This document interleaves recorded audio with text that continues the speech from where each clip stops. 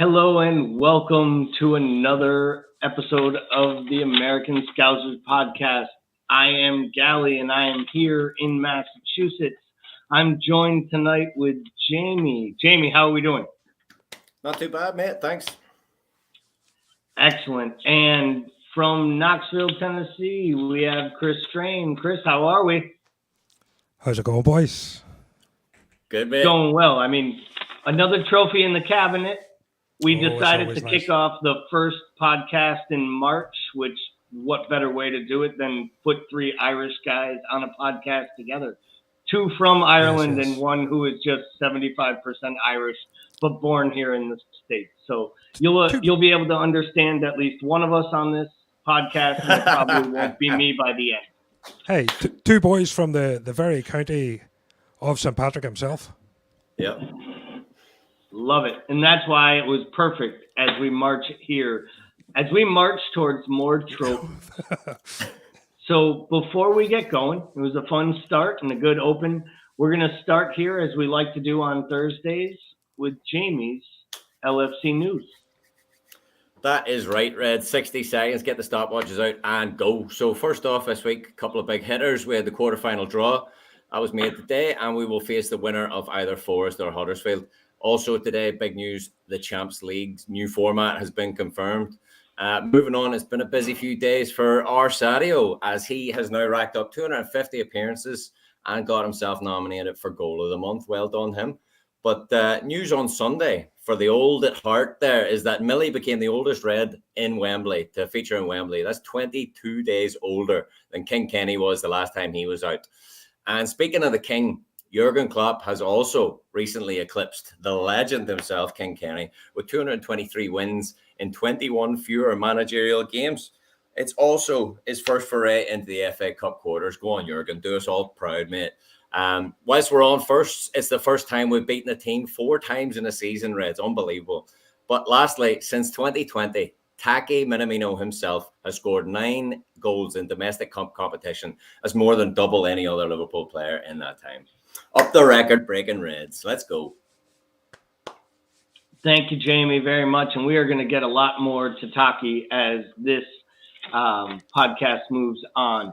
But before we get to the League Cup recap quickly, or the match yesterday against Norwich, we need to start with our very own Joel Matip, number 32, nominated for Player of the Month in the Premier League. And to commemorate that moment, we are not only asking for all of you in LFC America and all the followers of American Scouser website and the podcast to go and vote for Joel Matip. We are also letting you know that we have created some really fun commemorative t-shirts that are available on the website for purchase, including shipping. Jump on there. There's 3 different colors and versions. And Joel Matip's going on an adventure, and I think he's coming home with the Player of the Month. But please, we hope to see some of you. If you buy one of the t-shirts, take a picture of it, tag us. We'll make sure to share it. Share it with your OLFC groups. We'd really appreciate this because we're trying to grow both the website and the shop. Enough self-promotion. I think I have. Which one would you have? I'm getting the long sleeve red and yellow one. Yeah, I like the long sleeve red and yellow. I think that's the Matus special. He asked for the long sleeve. You know, you got to be slicker and sleeker than everybody else when you're the youngest and chicest Polish man on the block. Come on, Gally. You know, us skinny guys have to cover the limbs. You know, we do have to cover the limbs. These guns were made for. Yeah, they were made. Is their sleeves long enough for you, Jimmy? No, I just rip a pair of trousers in half, mate.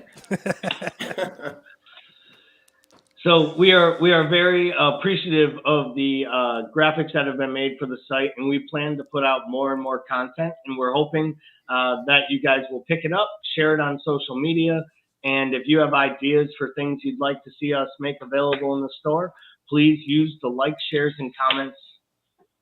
So let's move on to this match. As I said, enough self-promotion.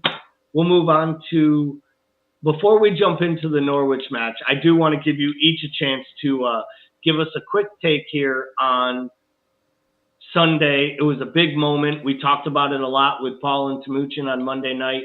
But Jamie, let's start with you. What was your, in a 60-second, what's your takeaway from Sunday, the big moment, the key story, what you took on? Golly, you know me. I love a good 60 seconds. I get paid by the second here. No, but seriously, it was great. I had to wash all my clothes twice because it was covered in champagne. Unbelievable. Great. Like, what a brilliant day.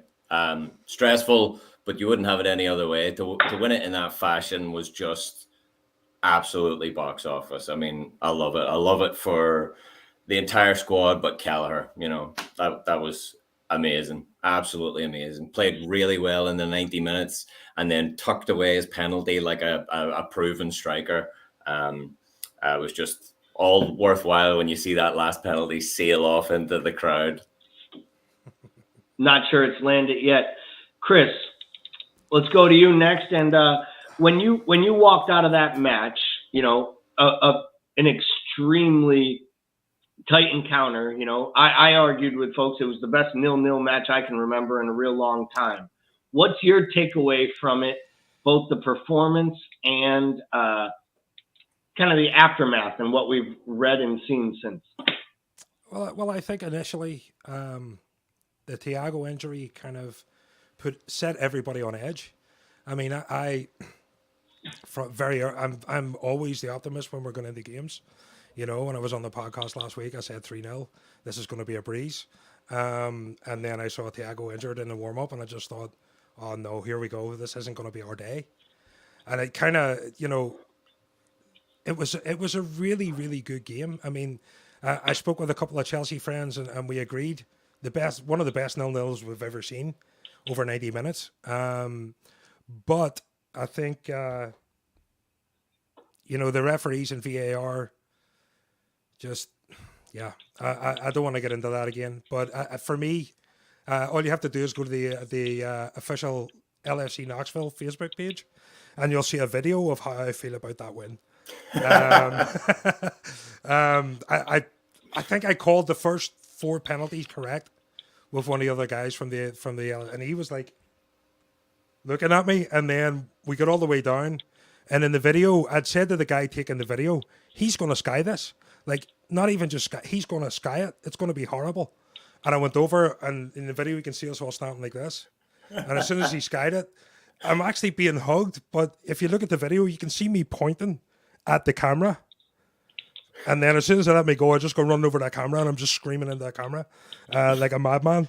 I won't say what I said because it was kind of colorful. And and this is a family show. It was a big win for me. I think, as being an older kid, remembering that when the League Cup actually meant something proper. Mm-hmm. It still means that to me. It's the same with the FA Cup. They still have that kind of magic. Cup competitions, I just love them.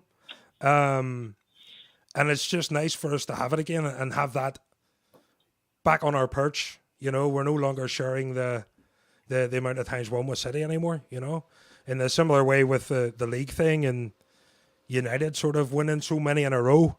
It's kind of been the same with the League Cup with City. So it's kind of nice to bring that back and see that number change, at the AXA. And it's a nice little boost for us getting into the season.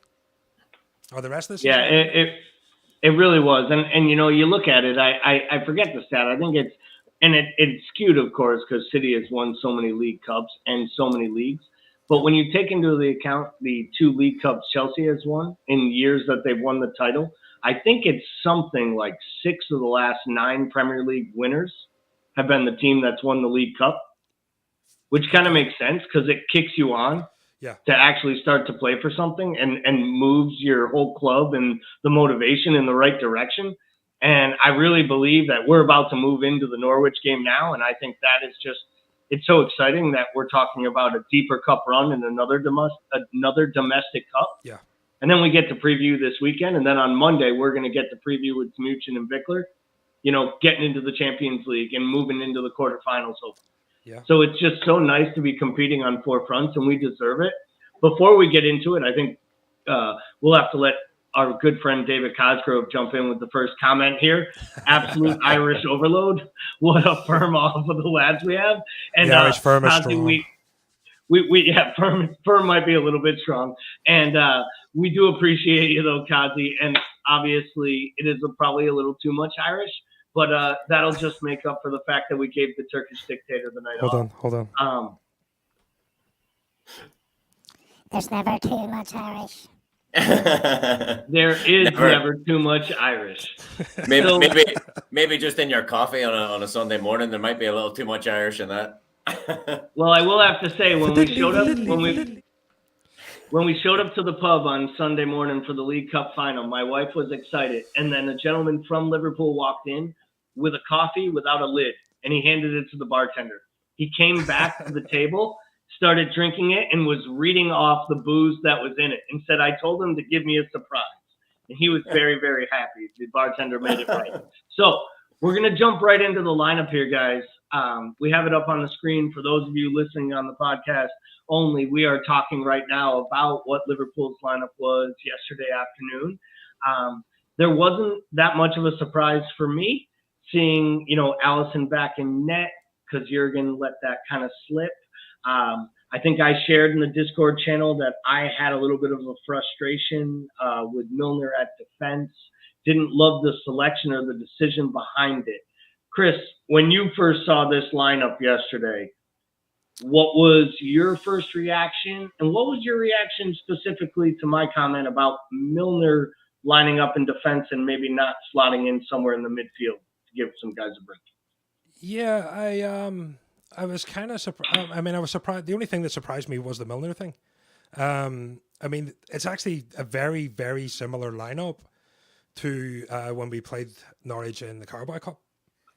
There's only a few changes here and there, but it's a very similar lineup. Milner at right back, I was kind of like, well, what's wrong with Connor Bradley? I know putting Gomez in there was going to bring that out. Was going to make it difficult. It was either going to be Bradley or Trent or Milner. I wasn't happy to see it, but I kind of thought when we played Norwich the last time that Rashishka fella was really, really strong for them on the left-hand side. And I think that was maybe the thinking is get an experienced head in there to deal with that kind of guy. Because the likelihood is we could have been facing him, because we weren't they weren't going to put out a full strength side. For all intents and purposes, Norwich want to put in a cup run. That's usually what happens with lower league clubs. Even when they're in a relegation battle, a good cup run can really spur you on. So I was surprised to see, Smith put a weakened side out there. And that kind of played into our hands a little bit. And we'll get to that. But that's kind of my thinking on it.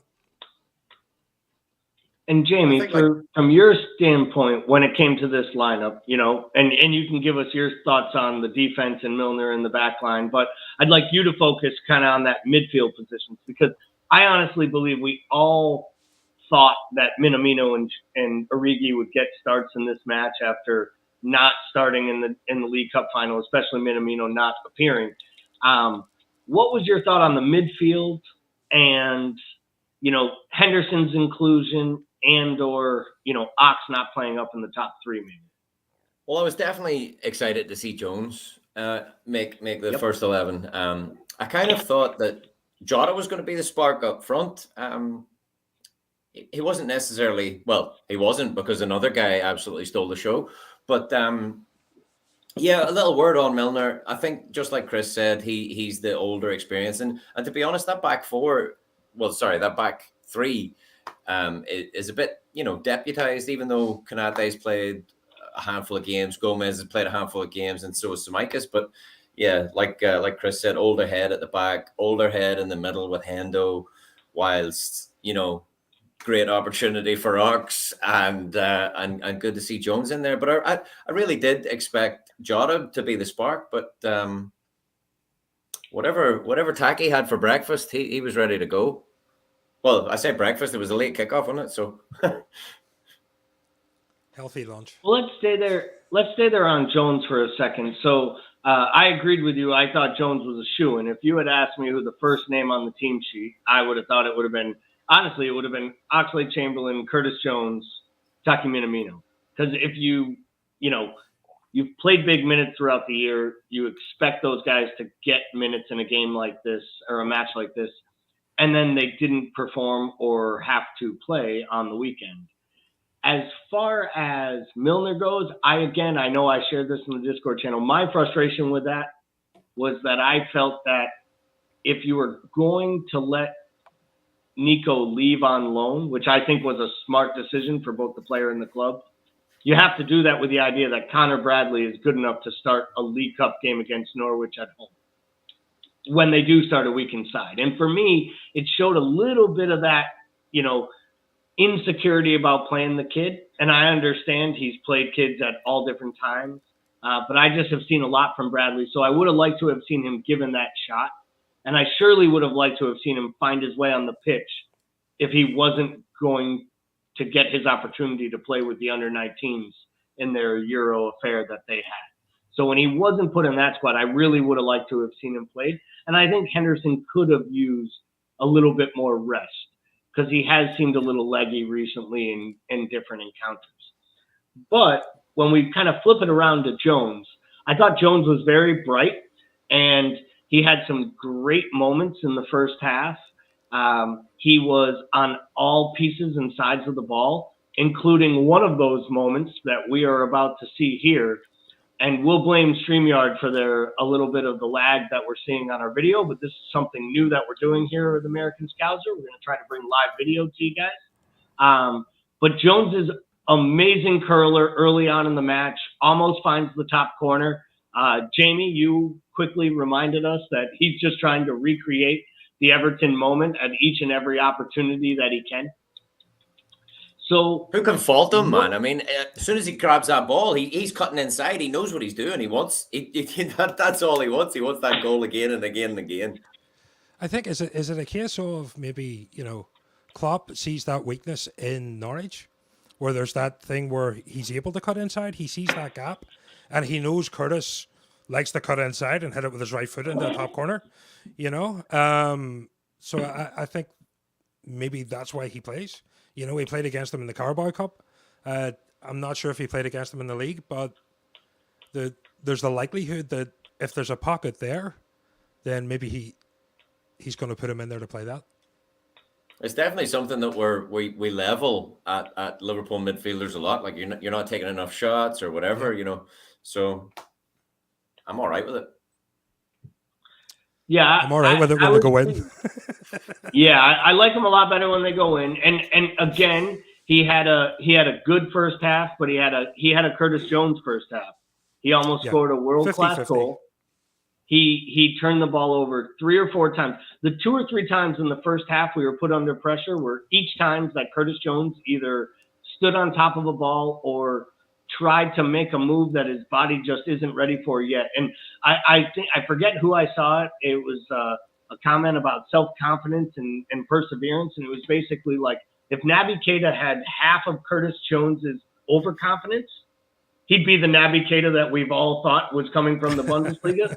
And if Curtis Jones just realized once or twice it's okay to take a step back and go two steps slower, he'd actually give us some of the things that they're almost like the perfect player if we meshed them together, the Naby Jones. But I digress. So we'll move on here to, let's be honest, the man of the match. Well, hold on. Wait a second. Maybe you're onto something there, Gally, before we jump on too quick. Maybe his proximity to Thiago and Naby is making him a wee bit injury prone, because didn't he get subbed off immediately as well? Second half, precautionary sub. It is kind of a scary thought. I question whether it was as much a precautionary sub. Don't put that stuff out into the universe, Jamie. Yeah, Jamie, you didn't need that. I wonder if it wasn't as much a precautionary sub as it was a precautionary tactic to take the only guy off the pitch who gave Norwich a chance to score. And it sounded like a good idea to get Harvey on the pitch. So yeah. But as we kind of move over to arguably, probably, I don't even think it's an argument, right? The man of the match, maybe the man of the hour, the man of the Liverpool Cup season on the domestic side. Rich Kramer's favorite player. our very own Taki Minamino, and we will get to Rich. Don't you kid yourself. But honestly, this first goal from Taki, he actually starts to play early on. There's movement.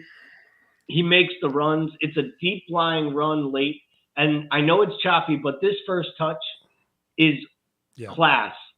But the finish is even better than the touch because he sets it up and waits for that keeper to make the move, and he slots it home. And I genuinely believe that we're starting to see that player that we saw in those couple legs against Leipzig, or I'm sorry, against Salzburg in the Champions League that year prior to the purchase. And we all have our reasons for why it's taken a long time, whether it's the language barrier, coming during a pandemic, not meeting his teammates, the successful yet unsuccessful loan because of the injury, right? Let's focus on what we see from Taki in the 2021-22 campaign. Let's focus on this campaign. Chris, let's start with you. The first goal, where you feel he fits in our, in this side, and the attributes that led to that first goal yesterday. I think, we were chatting in the Discord about Minamino, and one of the things I had always sort of known about him when he came to us, and I was checking him out and watching videos and everything else, was most of his impact for Salzburg was from the right side. From the right side of the midfield area, actually. So more of a winger kind of thing, or a traditional style winger in that old 4-4-2 sort of formation. And I think that's kind of hindered him because he's had to play second fiddle to Mo. Everybody's playing second fiddle to Mo on that right-hand side. So, he's been tried out on the left. He's been tried out through the middle. And, he hasn't quite found himself really yet. But those few times he's got to play on the right-hand side, he's looked phenomenal. He's looked like the Taki we saw for Salzburg. And I think maybe just more the understanding. I mean, everybody talks about the language barrier with the teammates. That's all well and good, but the tactics and everything are coming from the manager and the coaches. He speaks German, And he speaks German. Yeah. And they speak German. So you can see, you can actually see his work on the pitch. You can see it's starting to improve. When he first got here, his press, it still leaves a lot to be desired, but it's 100 times better than it was when he first got here. And you can see that goal. He doesn't get that goal if he doesn't give Divock the shout. Because if you look at it, Origi's got his back to Minamino when that ball comes in from Costas. So in order for him to do that quickly, he has to get the shout from Minamino. Now, you might not see it in the video because it's audible, but he has to have gotten that shout for Origi to know he's there, unless Origi just knew somebody was going to be there. What my favorite bit is watch him. His hand goes up. His hand goes up immediately right there. Like he's in that space. He's in that space. He wants it. Like he knows he's made the move. He started the move, but he hasn't sat back and admired his own handiwork. He's pressed on and moved into that back stick position. Yeah, a better cross, and we're not talking about Divock feeding it to him, because I the way his finishing was there, he probably just volleys that into the top postage stamp too. But Chris is absolutely right. He has to either Div maybe sees him out the corner of his eye, and Taki doesn't ask for it. Who knows? But I don't know. Maybe Taki does ask for it. But it looks like Divock's about to cock that leg and do the Bobby Firmino backheel, but instead just feeds it off to him, and what a finish! Like you said, Gally.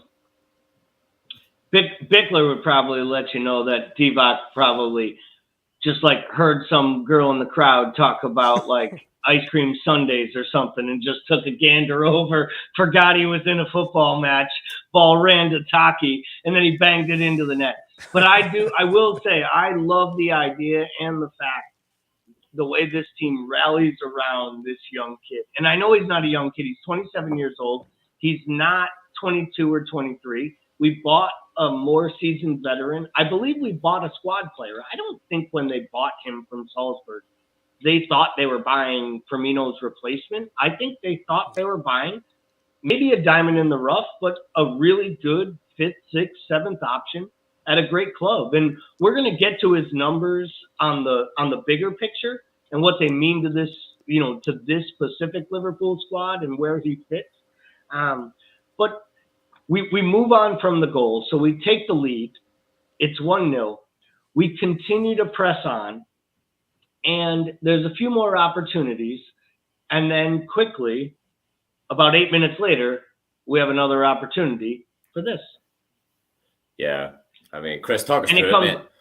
Yeah, it comes off a beautiful corner. Oh, yeah. Speaking on the corner, we'll just have to touch on Costas, if we will. That guy Absolutely. has a wand of a left foot. Absolute Yep. wand of a left foot. I've never seen a guy strike a dead ball so consistently as him. Mm-hmm. But that's a beautiful ball and an absolutely stunning finish.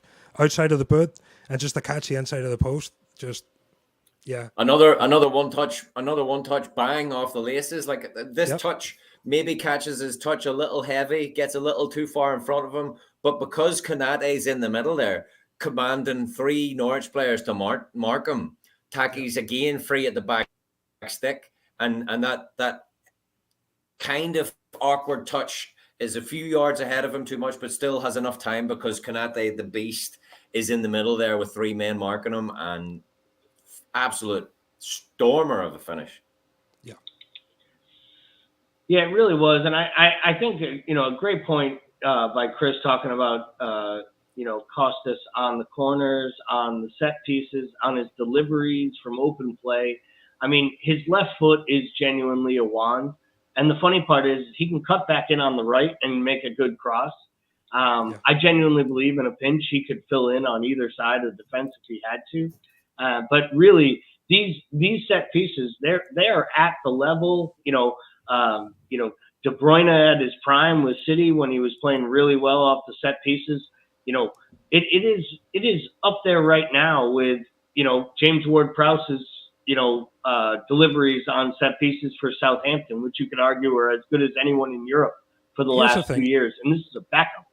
As a kid, all the way through me playing football, up until I got too old to do it, the one thing every coach would drum into your head, that corner has to beat the first post.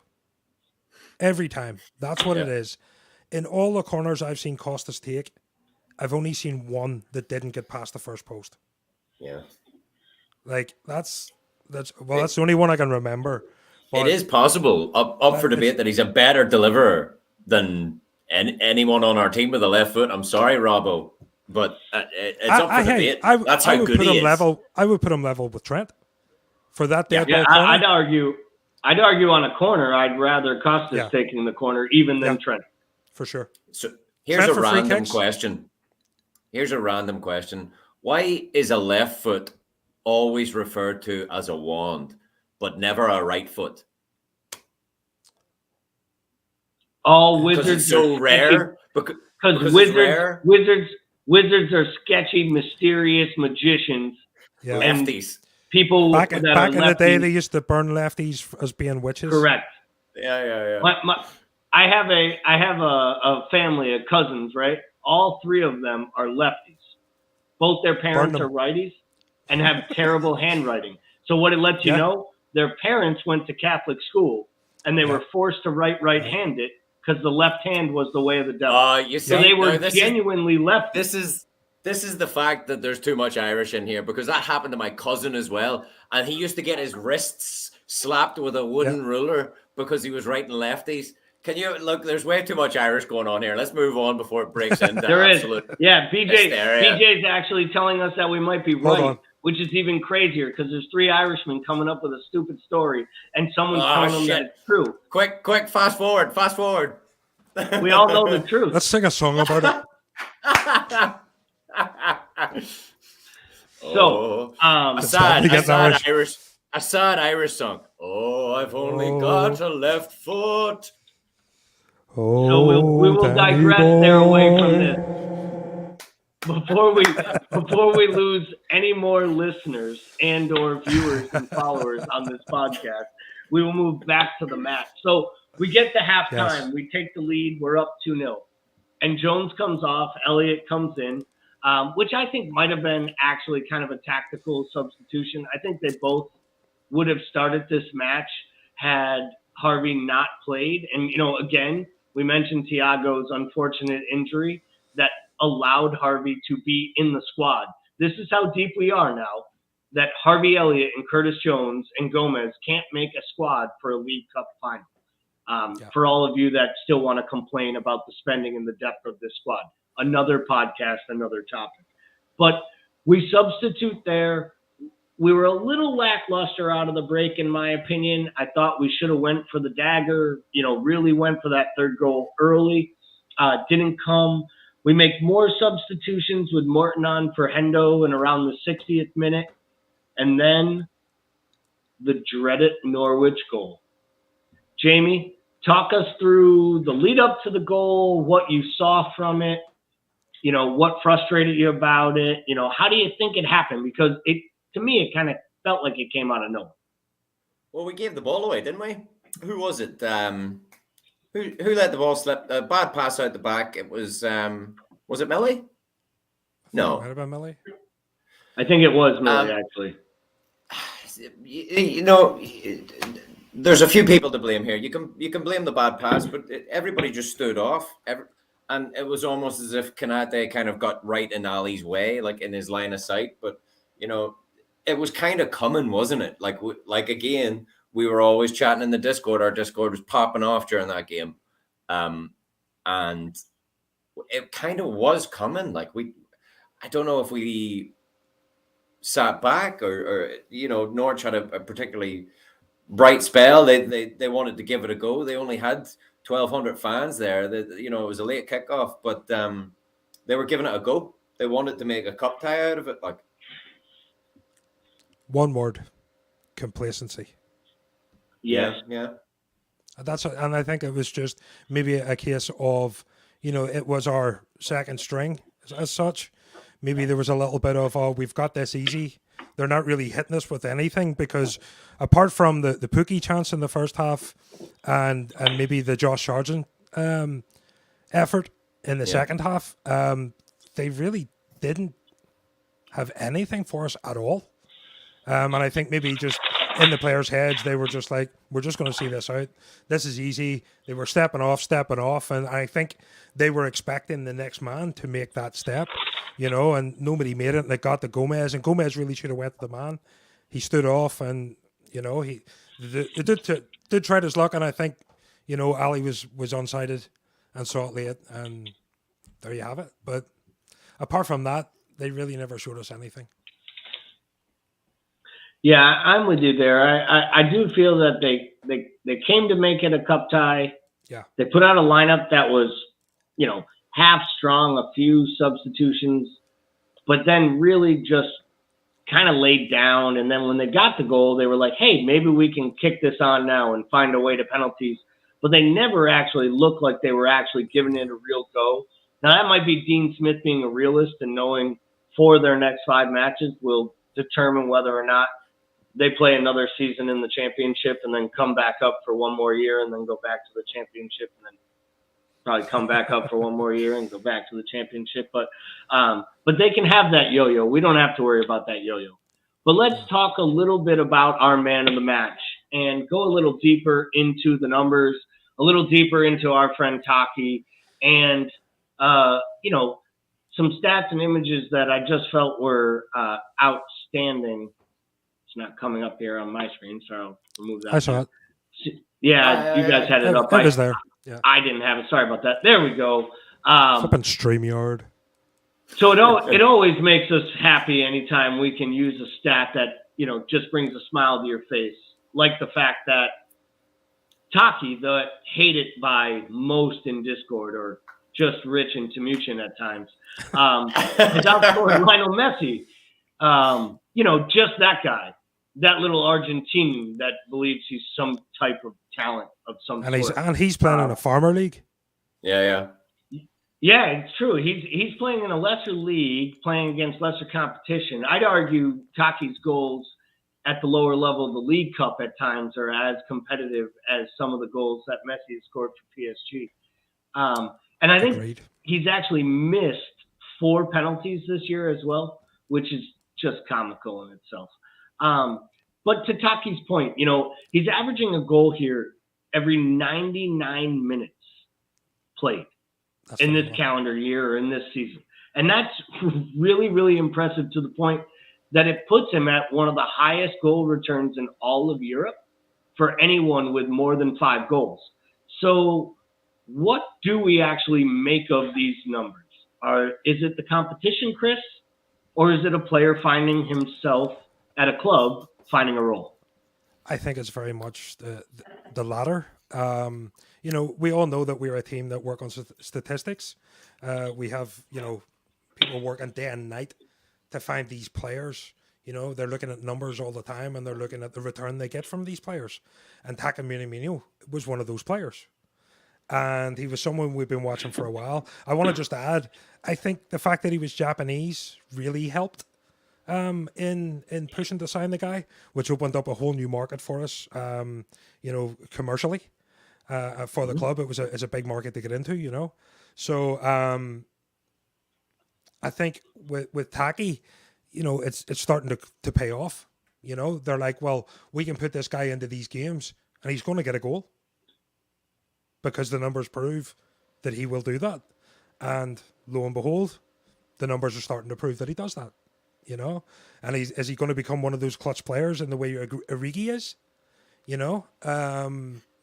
I think so. I think that, you're right. He was bought for that purpose to be a squad filler, to have a bit more depth and a bit more quality on the bench, and for those so that we can make these runs at 4 different competitions. To think that we could put out a second string like that so late in a competition.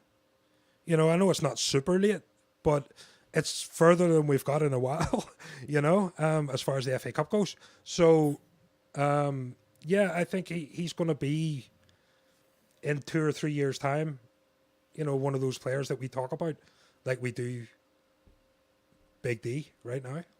Yeah, absolutely. I mean, I think it showed a lot when, like Jordan done it with Kelleher, made all the focus on him, put him out in front of the cameras. And they done that to Taki as well with the trophy, made him go out in front of the traveling fans. He got them there. Absolutely. That's exactly the point. Yeah, and that's what Klopp said to that point. He's like, he's got us to the quarterfinals. He got us through the League Cup so many times. Like he's done amazingly well. And I think, like we've all joked about here, like Rich's point of view, Rich, one of our guys at American Scouser and in the Discord as well. The reason why he doesn't like him, I'm not really sure, but what his point is, it was that he just doesn't like watching him. Maybe he's too timid or whatever. But, the discussion could rage on about Taki's personal traits. But I think what some may perceive as a weakness for Taki, I think is actually his strengths. I think he quietly gets about his business, and it's been noted. And I've always said this, like, he's apparently a fantastic guy on the training pitch, gives his effort. And James Milner's come out and said this recently as well. Jurgen Klopp said it loads of times too.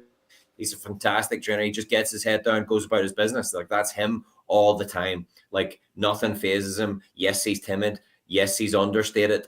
But cheers, Daz. I did have a wee shave. Don't you worry. The 5 o'clock shadow's coming back nice and thick. Don't you worry.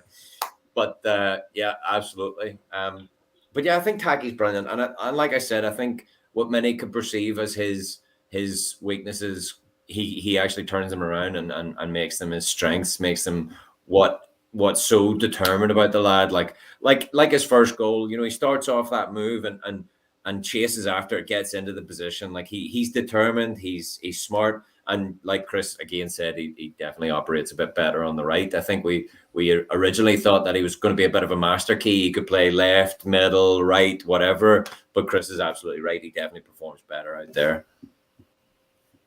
Yeah, I think he definitely plays better either on the right or in the hole behind a center forward. I think if you had a Holland-like striker, if you had a point forward striker, you could drop him behind him in the number 10 role, and I think you'd see him flourish because he'd naturally just kind of gravitate out towards the right and cut back in and make those sweeping runs. I think it's not the style we play. We've been through that enough on this podcast to understand we're not going to play with a number 10 in the hole underneath the striker. It's not what Jurgen Klopp does.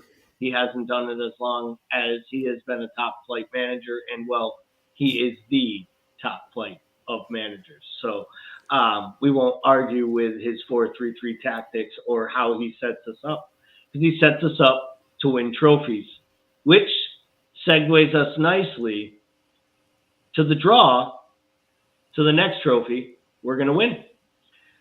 So the draw came out today. Prior to the Everton match, you could call it, against Boreham Wood, if that's what you would refer to it. I thought Boreham Wood should be proud that they were able to take that match as long as they did, 0-0. But Everton advances, and with that, we come to the draw of the quarterfinals. As we mentioned, we haven't made a run this deep in the FA Cup in all of Jurgen Klopp's tenure. So, Chris, let's start with you. When you first saw this draw, not even focused on Liverpool yet, just the draw in general, what were your thoughts? I was hoping to see City and Chelsea drawn together, but I think it's a good draw. It's a good, even kind of draw, if that makes sense. You know, I think, I don't think even. I mean, obviously, Forest and Huddersfield are lower league teams, you know, and Middlesbrough obviously lower. But, you know, Middlesbrough have also put out United and Spurs. Southampton and City, I think that's a testy one for City, especially away at Southampton. Southampton have had good results against them this season, and I think they'll fancy their chances. I don't know if Pep will... I mean, here's the thing. Can Pep field a weakened squad? Is there any such thing as a weak squad with City? But I think if he's going to play players that maybe don't play as much, I think that plays into Southampton's hands. They seem to be putting a half-decent season together now. But yeah, I think it's a good draw. Crystal Palace, Everton, I think Palace beat Everton. I think Palace are on a bit of a little run at the minute. They're playing pretty well. Everton aren't. Everton needed to come out tonight and absolutely blow those kids off the park, and they didn't do it. They didn't even come close to doing it. You know, their keeper had a good game, and yeah, it was mainly Everton, but they did nothing with it. You know, I was kind of falling asleep halfway through the game. So yeah, I mean, I fancy Palace, and then for us, Forest or Huddersfield. I mean, we were talking in the Discord before. We haven't played Forest since 1999. That surprises me. I thought we'd played them more recent, and then it turns out it was Notts County. So maybe I'm getting it mixed up, or the Mandela effect has kicked in. Absolutely. But yeah, I would like to play Forest. You know, we hate Nottingham Forest. That's it. We've played Huddersfield, and you know, Forest have to get past Huddersfield first. So I fancy us go through there. I don't think either team has much to offer us at this point. Jamie, how about you? The draw in general, and your thoughts on, you know, Huddersfield, Nottingham Forest as the next round matchup. Yeah, I wanted Nottingham Forest last night when we were talking about it, but just because, you know, let's avoid Chelsea, City, Middlesbrough too, because you know, we had that famous massive penalty shootout with them in the League Cup. I was actually at that game. That was one of the trivia questions, wasn't it, last week, Chris? Yes. I think so. Yeah, I was there. Yes, that wasn't great for the heart. I was sitting in the cop right in front of the penalties, and I probably lost my voice even before that started. But yeah, I'd much rather play Nottingham Forest because, I mean, like Chris said, I thought we played them not too long ago as well. I know we played Huddersfield recently as well, but 1999, it does seem like, well, yeah, mad. We famously had a massive rivalry with them in the Brian Clough era, you know. So yeah. let's bring that back. Yeah, well, we also have that fateful day in the semi-final of the FA Cup. Forest were our opponents at Hillsborough. So Absolutely. you know, it's always sort of a special time when we get together. Yeah. I know that, you know, we made fun with we hate Nottingham Forest and all that kind of stuff, but I have to say, in the Forest fans and the aftermath, they were superb. They're fantastic fans. They're European, Champions. champions. Yeah, absolutely. It was them and us in the 70s. Absolutely. Palace and Alan Walnut shares with us here. Palace, Liverpool, Chelsea, and Southampton to the semis for me. So he's calling for the upset. I will say, Chris mentioned earlier how Southampton has had good results. I believe, if I'm not mistaken, they're the only Premier League side to play Manchester City 3 times in 2021, 2022, and not concede a goal. So they have held them scoreless in both of the draws. So when we get to the end of the year and we hold up that trophy and it has the red ribbons on it, we might not only look at Virgil van Dijk and the other Southampton players in our side and thank them. We will thank them for taking 4 points off England's most expensive side as well. And David Leslie actually chimes in here with a comment too, saying, Southampton can be a thorn in Man City's skin at times, and they will be hard to beat. And I actually think he's right. I think that they set up perfectly. Hasenhüttl isn't afraid to attack a top side, which is why he'll lose 9-0 and also take a 1-0 skin off a big opponent. And I think it's why he is earmarked to have a bigger job and a bigger club very soon. I genuinely believe he's one of the managers that are up for the next few big jobs that come up in Europe, because I think he's done an amazing job. They continue to sell players, and they're firmly in the top half of the table. And there were a lot of people calling for them to be one of the clubs to be relegated when they sold Danny Ings and didn't buy a striker. For the last 3 seasons, at the start of the season, every pundit named Southampton to go down. And the first 2 months, they sit down there in the relegation places. They never start well. And then by the time we get to this point in the year, they're sitting around mid-table. If he can get his first couple of weeks going properly with that team, they could push a little bit higher, and they could be battling the likes of West Ham and that to push into those European places. I mean, they play some half-decent football, and they've proved that by their results against City. If I were them right now, I would be looking at this opportunity as a way to find my way into the Europa League next year, because they are, 3 really good performances away. And in some ways, I hope they get a shot just so their fans even. And this is a great, actually, to Daz's point here. Darren O'Connor shared, it's a shame the semis are played at Wembley. I always thought it takes away from the final. And I'll actually agree with that. I think a day at Wembley is such a big moment. I remember when the Watford fans, I remember when Brighton had their day to lose 6-1. And I have a few Brighton fans, friends here in Massachusetts, and they still talk about losing 6-1 in the FA Cup final or the League Cup final to City. And the first thing they remind me is we were up 1-0 4 minutes in. And that's all I'll ever remember. Because they had those 7 minutes where they thought they were going to win that cup final at Wembley. And, for the Southampton supporters, they probably deserve it because that last trip was disgusting. It is bad when you play in a final and lose to United. It is even worse when you have to see Jesse Lingard celebrate in front of your supporters. Beans all over the place that day. He was disgusting as he ever is. But before we jump off the FA Cup discussion, I want to take a quick look here at, Huddersfield and Forest and what it means to us. So what would you guys say? Because this will be a tricky time for us. This match will mean that I believe the United game will have to be rescheduled. And that fixture being rearranged will probably make it a midweek fixture, which is always more difficult when you're on short rest against such an emotional rival like that at home. It's a good thing they stink. But by then we'll be looking at, the real run-in here. So when it comes to this quarterfinal match, knowing you're playing a lower level side, are you rotating again? Or does that need to be the strongest 11 for that day? And we'll worry about the Premier League matches on each side of it. Because for me, if we want to win them all, we basically have to win them all.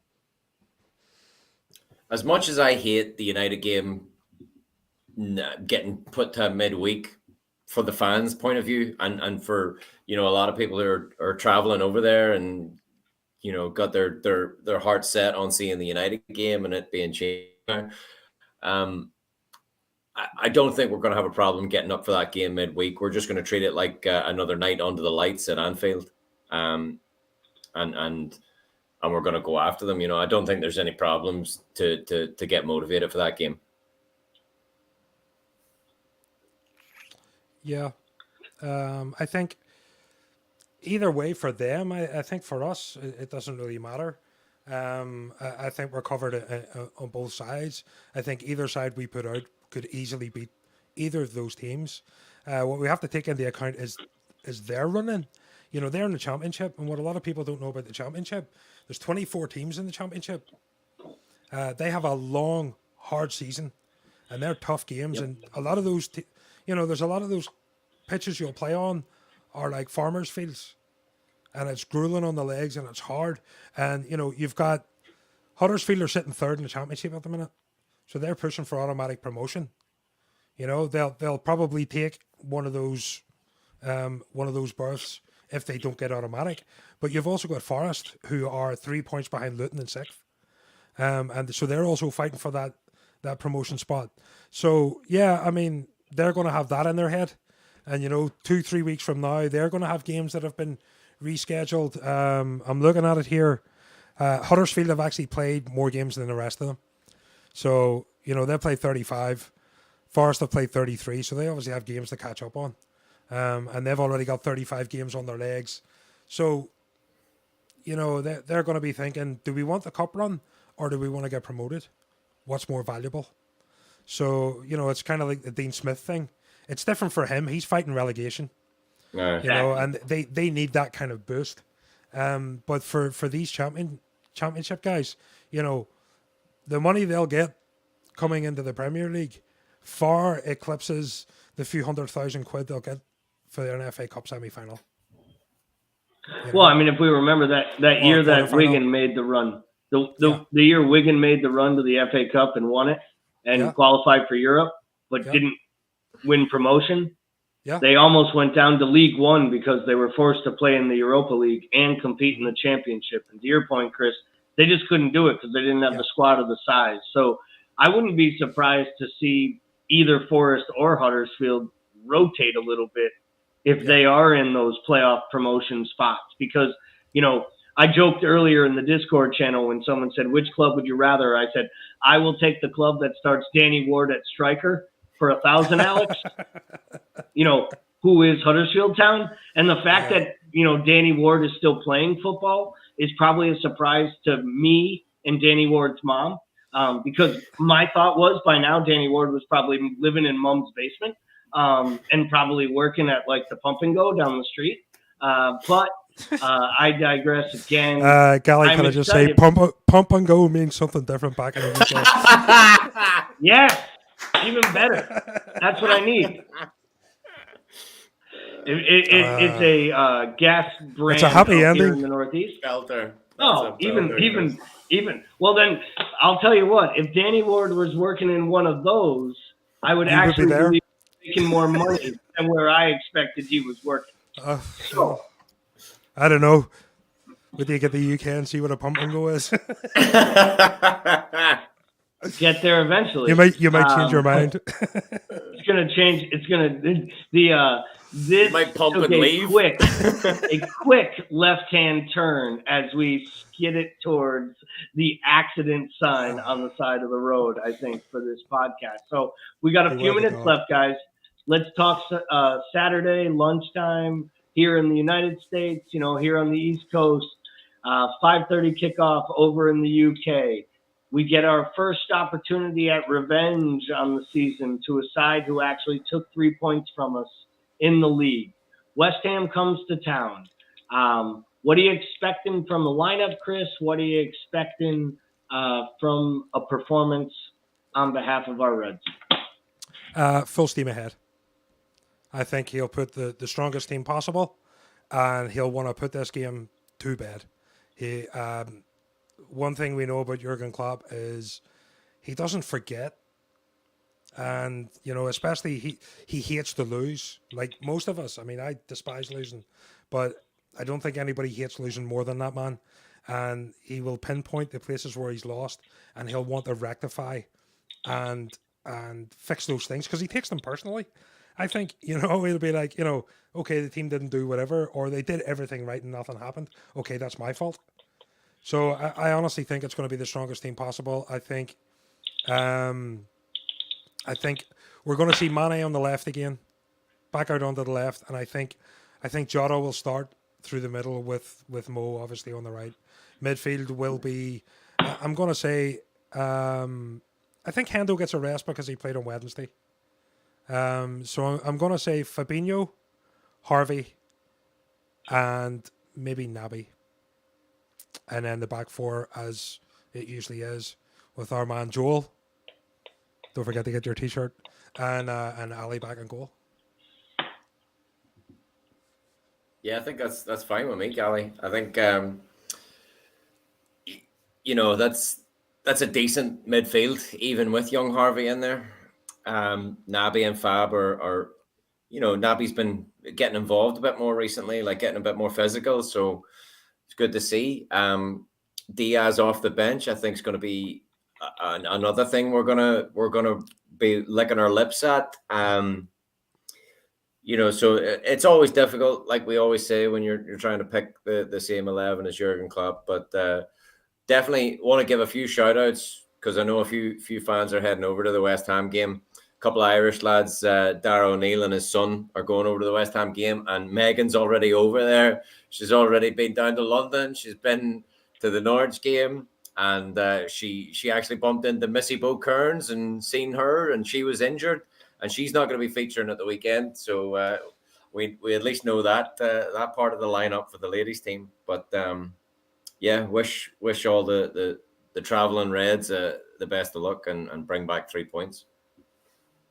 Well, while we're living vicariously through our American Scouser admin and friend, correspondent overseas, Megan, let's not cut her short. She not only made it to Wembley for the final and saw them win yesterday. She was in London and saw the women she was in Liverpool, I'm sorry, and saw the women as well this weekend. She's going back to the women's match, and she will be at the West Ham match. And let's not cut her short. She is going to the Inter Milan match next week as well. So for all of you out there that believe you have made a Liverpool pilgrimage, she is going to 5 matches in, I believe, 12 days and deserves full credit for not only pulling off the hotels and the trips and all the COVID tests it takes to get there and back, but actually the tickets that it takes to actually secure on that trip. But more importantly than any of it, honestly, the fish and chips lady remembered her today, and she told all of us that, which maybe made me more jealous than anything, because I love traveling back to a city I've been only once or twice and having someone remember me, which with how much I talk and act, it makes sense why they remember me. It's usually not a good thing. I'm sure this woman actually liked Megan. Most people remember me because, well, I'm Gally. So what were you going to add there, Chris? Can I just say congratulations to Megan for being able to afford to do all that? Fair play to you. Yeah, I don't think I'd Megan come back. Credit. If I was being completely honest, I'd just pump and go. might just be the way to end this entire podcast, and I'm pretty sure we know what the name of it is. So Jamie, as we pump and go, score for tomorrow or Saturday. Sorry. Let's Saturday 12:30 for me in North Carolina. So I'll be going to my local hangout and watching it with all the mental Reds there. But yeah, I reckon we pump them 2-0. Chris? Yeah, definitely pump and go 3-1. Yeah, you stole my 3-1, so I guess I'll assume that Antonio doesn't score the dirty, disgusting goal that might happen. So I'll go 3-0, and we keep the clean sheet. I think Virgil having the midweek match off was huge. David Leslie says, Ambassador Meg, with the Yeah. beer mug. If, Cheers up. if you wanted any proof that this is the most Irish that American Scousers ever got, Gally's answer to the score, he wouldn't go the same as me. This is the thing. We love each other, really, but That there's might be- always that It's might always there. genuinely be we the most we love a good Irish fight. thing we've done. That We might love a be good the fight most amongst each Irish other. thing we've done Yeah. all the time. Yes, as we haven't talked over each other once the entire hour until we're wrapping up, and all three of us decided to give a sentence at once. So, to everyone listening today, thank you. Thank you for following our podcast. Thank you for checking out our articles. Thank you for following all of Megan's amazing trips and photos on Instagram. Like us on Twitter. Join our Discord channel. If you need the invites, leave comments in any of our post requests, or send us a message if you have ideas for content, ways we can help. And if you want to buy a t-shirt, and if you don't, I don't know what's wrong with you. They are Joel Matip t-shirts. They should be worn by everyone, shared on social media. Check us out at AmericanScouser.com. We'll see you guys Monday night, and up the Reds. I'm going on an adventure. You'll never pump alone.